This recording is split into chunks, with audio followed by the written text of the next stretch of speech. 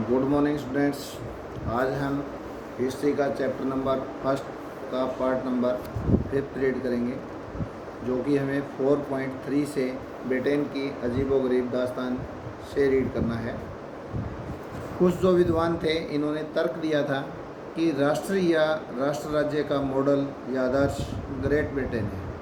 जो राष्ट्र राज्यों की स्थापना जिससे हो रही थी या राष्ट्रों का निर्माण जैसे हो रहा था, उसके लिए एक आदर्श ग्रेट ब्रिटेन इसका आदर्श रहा है। ब्रिटेन में राष्ट्र राज्य का निर्माण अचानक हुई कोई उथल पुथल या क्रांति का परिणाम नहीं था। ये एक लंबी चलने वाली प्रक्रिया का नतीजा था जो लंबे समय से चली आ रही थी। 18वीं सदी के पहले ब्रितानी राज्य था ही नहीं। ब्रितानी जो द्वीप समूह थे, द्वीप समूह में रहने वाले लोग अंग्रेज़, वेल्स, स्कॉट या आयरिश की मुख्य पहचान नरजातीय होती थी।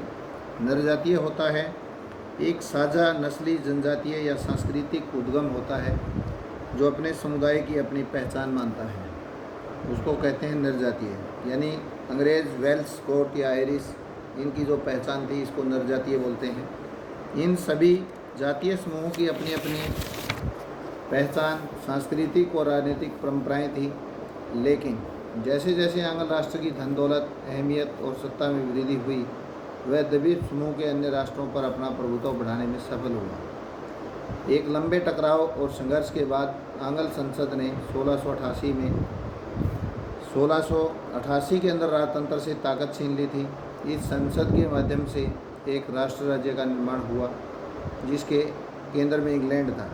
इंग्लैंड और स्कॉटलैंड के बीच एक्ट ऑफ यूनियन 1707 के अंदर यानी United kingdom of great Britain का गठन हुआ था। इससे इंग्लैंड व्यवहार में स्कॉटलैंड पर अपना प्रभुत्व जमा पाया था। इसके बाद ब्रितानी संसद में आंग्ल सदस्यों का दबदबा रहा। एक ब्रितानी पहचान के विकास का अर्थ यह हुआ कि स्कॉटलैंड की खास संस्कृति, राजनीतिक संस्थानों की योजनाबद्ध तरीके से इसको दबाया गया था। स्कॉटिश हाईलैंड्स के निवासी, जिन कैथोलिक कुलों ने जब भी अपनी आज़ादी को व्यक्त करने का प्रयास किया, उन्हें ज़बरदस्त दमन का सामना करना पड़ा। स्कॉटिश हाईलैंड्स के लोगों को अपनी गैलिक भाषा बोलने या अपनी राष्ट्रीय पोशाक पहनने को मनाही थी। या तो वो गैलिक भाषा नहीं बोल सकते, अपने राष्ट्र की पोशाक नहीं पहन सकते, इन सारी बातों की इनको स्कॉटिश हाईलैंड्स के लोगों को मनाही थी। उसमें से बहुत सारे लोगों को अपना वतन छोड़ने पर मजबूर कर दिया था। बहुत से लोग इस बात से कि वो अपने राष्ट्र की पोशाक नहीं पहन सकते हैं, गैलिक भाषा नहीं बोल सकते हैं, तो वो स्कॉटिश हाईलैंड्स छोड़कर चले गए, छोड़ने पर मजबूर कर दिया। आयरलैंड का भी ऐसा ही कुछ हश्र हुआ। वह देश कैथोलिक और प्रोटेस्टेंट धार्मिक गुटों में गहराई में बटा हुआ था। अंग्रेज़ों ने आयरलैंड में प्रोटेस्टेंट धर्म मानने वालों को बहुसंख्यक कैथोलिक देश पर प्रभुत्व बढ़ाने में सहायता की थी। ब्रितानी प्रभाव के विरुद्ध हुए कैथोलिक विद्रोहों को निर्ममता से कुचल दिया गया था, यानी निर्दयता पूर्वक इनको दबा दिया गया, कुचल दिया गया। वोल्फटॉन और उसकी यूनाइटेड आयरिश मैन 1798 के अंदर इसकी अगुवाई करते हुए एस्फल विद्रोह के बाद 1801 में आयरलैंड को बलपूर्वक यूनाइटेड किंगडम में शामिल कर दिया गया। यूनाइटेड किंगडम में इसको आयरलैंड को शामिल किया गया 1801 के अंदर, और एक नई ब्रितानी राष्ट्र का निर्माण किया गया जिस पर हावी आंग्ल संस्कृति का प्रचार प्रसार भी किया गया था, यानी हावी होकर के आंग्ल संस्कृति को फैलाया गया।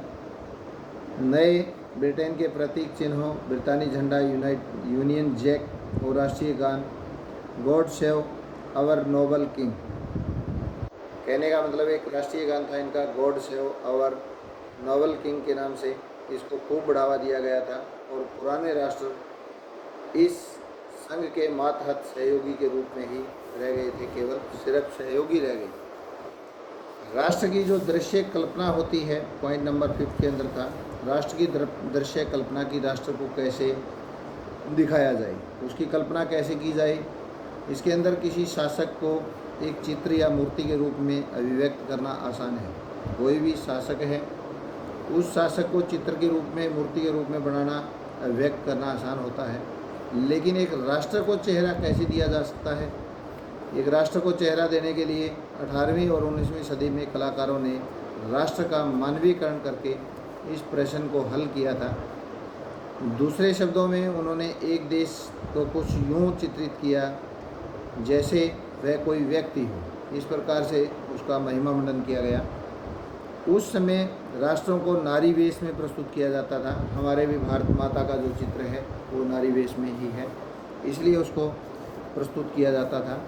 कहता है उस समय 18वीं और 19वीं सदी के अंदर कलाकारों ने राष्ट्र का जो रूप बनाया था वो मानवीकरण करके नारी रूपक इसका वेश बनाया गया था। राष्ट्र को व्यक्ति का जामा पहनाते हुए जिस नारी को चुना गया था वह असल जीवन में कोई खास महिला नहीं थी, या यह तो राष्ट्र का अमूर्त विचार को ठोस रूप प्रदान करने का प्रयास था, यानी नारी की छवि को राष्ट्र रूपक बनाया गया था। इस प्रकार से किया गया। आपको याद होगा कि फ्रांसीसी क्रांति के दौरान हमने पढ़ा है फ्रांसीसी क्रांति के बारे में 9th क्लास के अंदर। उस क्रांति के दौरान कलाकारों ने स्वतंत्रता, न्याय और गणतंत्र जैसे विचारों को व्यक्त करने के लिए नारी रूपक का प्रयोग किया था। इन आदर्शों को विशेष वस्तुओं या प्रतीकों से व्यक्त किया गया था। जैसा कि आपको याद होगा, स्वतंत्रता का प्रतीक लाल टोपी या टूटी हुई जंजीर, उसके अंदर दिखाया गया था कि लाल टोपी या टूटी हुई जंजीर है तो इसका मतलब वह देश स्वतंत्र माना गया था। और इंसाफ को आमतौर पर एक ऐसी महिला के प्रतीकात्मक रूप में व्यक्त किया गया है जिसकी आंखों पर पट्टी बंधी हुई है, यानी इंसाफ को इस प्रकार से व्यक्त किया गया है, उसकी आंखों पर पट्टी बांधकर कि वो किसी भी साइड से पक्षपात नहीं करेगी। जिसकी आंखों पर पट्टी बंधी हुई है वह तराजू लिए हुए है। आज भी हम इंसाफ की देवी के हिसाब से, यानी जुडिशियल जो सिस्टम है उसके अंदर उसके ऊपर हाथ रख के कसम खा करके फिर वो निर्णय लिए जाते हैं कि वो जो इंसाफ की तराजू के ऊपर देवी रखी गई थी जिसको दिखाया गया था, वो इस प्रकार से व्यक्त किया गया कि इसको कुछ भी दिखाई नहीं दे रहा है किस साइड किसका पक्ष करना होगा। इसी प्रकार के नारी रूपों का आविष्कार कलाकारों ने 19वीं सदी में किया था। फ्रांस ने उसे लोकप्रिय ईसाई नाम मारियान दिया गया था। फ्रांस में इसको लोकप्रिय नाम दिया गया था मारियान, जिसने जन राष्ट्र के विचारों को रेखांकित किया था और उसके चिन्ह भी स्वतंत्रता और गणतंत्र के थे, लाल टोपी, तिरंगा और कलगी। मारियान की प्रतिमाएं सार्वजनिक चौकों पर लगाई गई थी ताकि जनता को एकता के राष्ट्रीय प्रतीक की याद आती रहे और लोग उसे तादाद में स्थापित कर सकें। मारियान की छवि सिक्कों और डाक टिकटों पर अंकित की गई थी, सिक्कों के ऊपर, डाक टिकटों के ऊपर। इसी तरह जर्मेनिया जर्मन राष्ट्र का रूपक बनी थी। चाक्षुष अभिव्यक्तियों में जर्मेनिया बलूत वृक्ष, बलूत जो ओक का वृक्ष होता है, इसके पत्तों का मुकुट पहनती है क्योंकि जर्मन बलूत वीरता का प्रतीक है।